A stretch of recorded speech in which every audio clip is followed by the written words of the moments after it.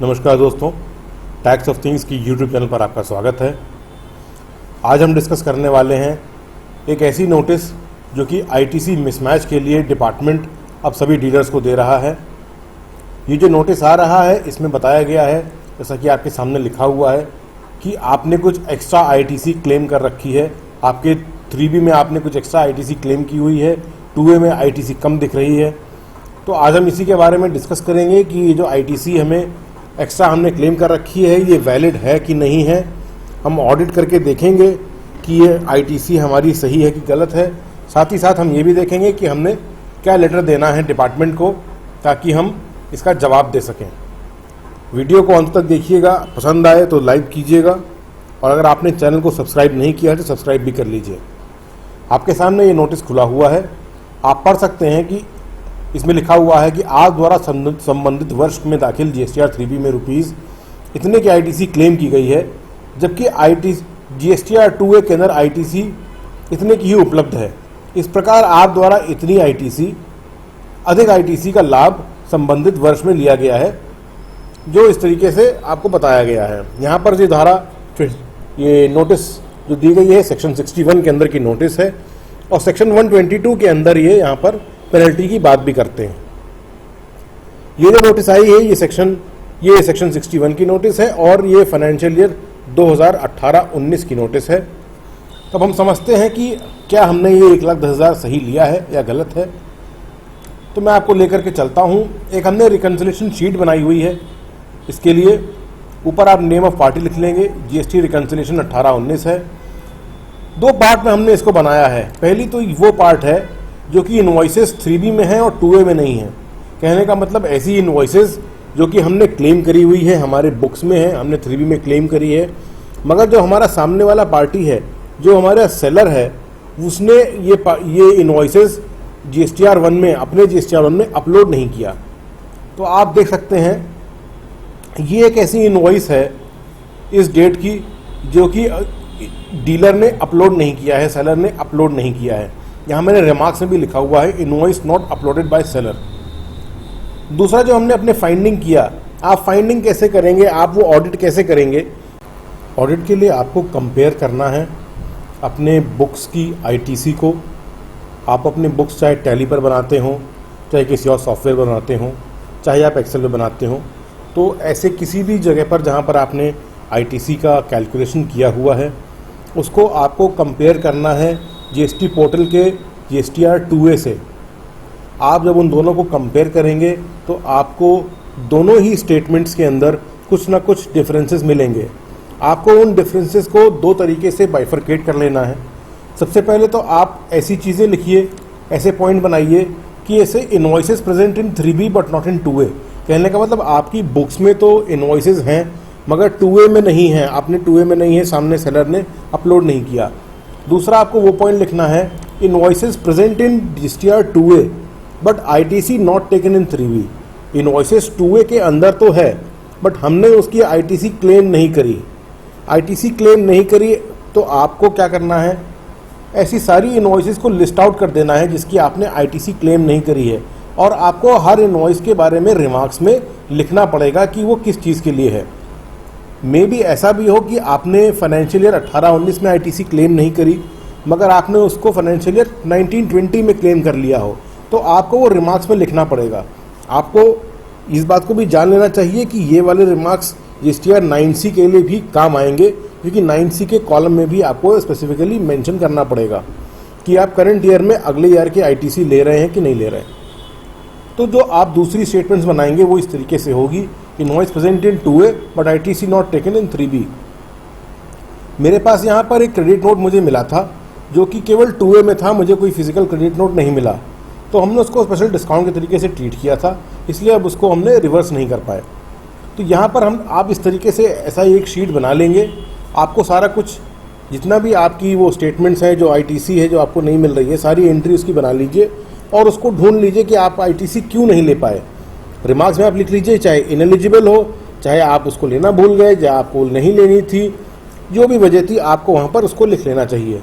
इस तरीके से आप इसका टोटल बना लीजिए। यहाँ पर आपका ये आईजीएसटी का कॉलम, ये सीजीएसटी का कॉलम, ये एसजीएसटी का कॉलम, ये टोटल फाइंडिंग हमने करी 96,000 रुपीज़ की। अब आते हैं हम अपने आखिरी मुद्दे पर, वो है रिप्लाई। तो ये हमने रिप्लाई एक बनाया हुआ है, हमने लिखा to the assistant commissioner GST office. आप इसके बाद अपना एड्रेस वगैरह डाल दीजिए जहाँ पर आपका ये ऑफिस सिचुएटेड है। Reply to notice under section 61 of the CGST act 2017। हमने लिखा whereas notice of scrutiny was send by your office to us message, अपना नाम लिखेंगे, बियरिंग रजिस्ट्रेशन नंबर, अपना GST नंबर, सिचुएटेड अपना address. We humbly submit the following in reply. पहला reply हमारा रहेगा, it is stated that a sum of rupees this much has been claimed extra by us in the nature of input tax credit during the period 2018-19। Apropos, we state that our findings have unearthed a sum of rupees 96,000 as extra ITC। हमने ये कहा कि हमने जो extra ITC ली हुई है वो केवल 96,000 रुपीज़ की है, 1,10,000 रुपये की नहीं है। वो due to some other reasons है, हम 96 ही की बात करेंगे। हमने ये कहा कि जो 96,000 रुपीज़ का अमाउंट है वो दो तरीक़ों को डिपेंड कर, वो दो नेचर का है, दो अलग अलग ट्रांजेक्शन्स का है, जिसका हम ब्रेकअप अभी आपको दे रहे हैं नेक्स्चर में। नेक्स्चर वही वाली एक्सेल शीट है, वो भी हम लगा करके देंगे। हमने यहाँ पर लिखा that a sum of rupees 65,410.72 claimed by us as ITC was not reported by the seller. ये वाली इनवॉइस की बात कर रहे हैं हम, ऊपर वाली ये was not reported by the seller message this. उसका GST नंबर भी आप लिख सकते हैं। बहुत इंपॉर्टेंट बात यहाँ पर अब शुरू होगी, देखिए हम उसको जो एक्ट की जो लैंग्वेज है वो भी हम उसको बताएंगे यहाँ पर। Since we are in physical possession of the invoice and goods have been received by us and we believe that tax on such invoice has been paid to the government, we are entitled to claim the ITC। Section 16 की बात मैंने यहाँ पर कही, साथ में मैंने लिखा है एन एक्सेप्ट, क्योंकि ये पूरा सेक्शन नहीं है, केवल सेक्शन का एक जिस्ट मैंने लिखा हुआ है, इसीलिए मैंने लिखा है एन एक्सेप्ट। क्योंकि हमारे पास फिजिकल पोजेशन है इनवॉइस की और सामान हम तक पहुँच गया, और हम ऐसी उम्मीद करते हैं, हम ऐसा विश्वास करते हैं कि इसका हम इस जो इनवॉइस पर जो टैक्स है वो भारत सरकार को पे कर दिया गया है, हम ITC लेने के लिए एलिजिबल हैं। सेक्शन 16 ऐसे ही इन कंडीशंस की बात करता है। आगे हमने कहा also as per rule 36(4) of the CGST rule 2017 the erstwhile allowance for claiming unreported credit was 120% of the eligible credit, hence this amount is eligible to be allowed as per rules. Rule 36(4) के अंदर ये बात कही गई थी, क्योंकि बात है 18-19 की, तो उस वक्त जो एलिजिबल क्रेडिट का रेट लेना था वो 120% था। कहने का मतलब कि 100 रुपये की आपको क्रेडिट अगर दिख रही है तो वो आप 120 रुपीज़ तक की क्रेडिट ले सकते थे। मैंने वही बात यहाँ पर कही, क्योंकि उस समय 120% का रूल था, इसलिए ये अमाउंट एलिजिबल है। अमाउंट एलिजिबल है क्योंकि वहाँ पर जो नोटिस के अंदर जो भी GST की लाइबिलिटी लिखी हुई है, जो 2A के अंदर GST का क्रेडिट लिखा हुआ है, वो अमाउंट बहुत बड़ा है, और जितना हम 65,000 क्लेम कर रहे हैं वो उसका 120% से बहुत आराम से मैच कर जाएगा। तीसरी बात हमने कही that a sum of rupees 31,534.81 claimed by us as ITC has been mistakenly claimed by us. This is the amount of ITC that should have been reversed since credit notes were raised of the same amount. इसको हम आगे भी explain कर रहे हैं। However, it must be noted that no physical credit note was received by us। अब ये fact की पोजीशन है, हमें वो क्रेडिट नोट रिसीव नहीं हुए थे, only account ledger was received. देखिए यहाँ पर ये बात लिखी हुई है, only account ledger was received where it was stated that these amount belongs to special discount. जो पार्टी का स्टेटमेंट हमको मिला उस पर लिखा हुआ था कि ये स्पेशल डिस्काउंट है। Hence we also debited the party by the same amount but did not reverse the GST amount.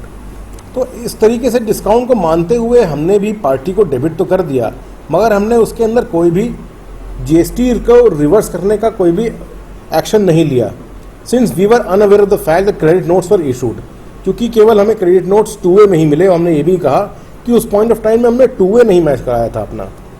हम एक बात और यहाँ पर कह रहे हैं, we promise to reverse 31,534 claimed by us as ITC in our next GST return due for the month of June 2021 and will submit the copy of the same before the esteemed desk. तो हम इतना amount जो है इसको हम अगले अपनी GST return के अंदर रिवर्स कर देंगे और उसकी कॉपी हम आपके ऑफिस में पहुंचा देंगे।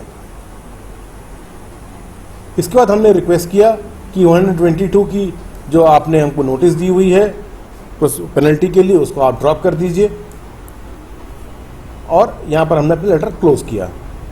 तो दोस्तों ये छोटा सा एक मेरा डिस्कशन था कि अगर आपको ऐसी नोटिस मिले तो आपको क्या करना चाहिए और किस तरीके से आपको अपना ये जवाब बनाना चाहिए।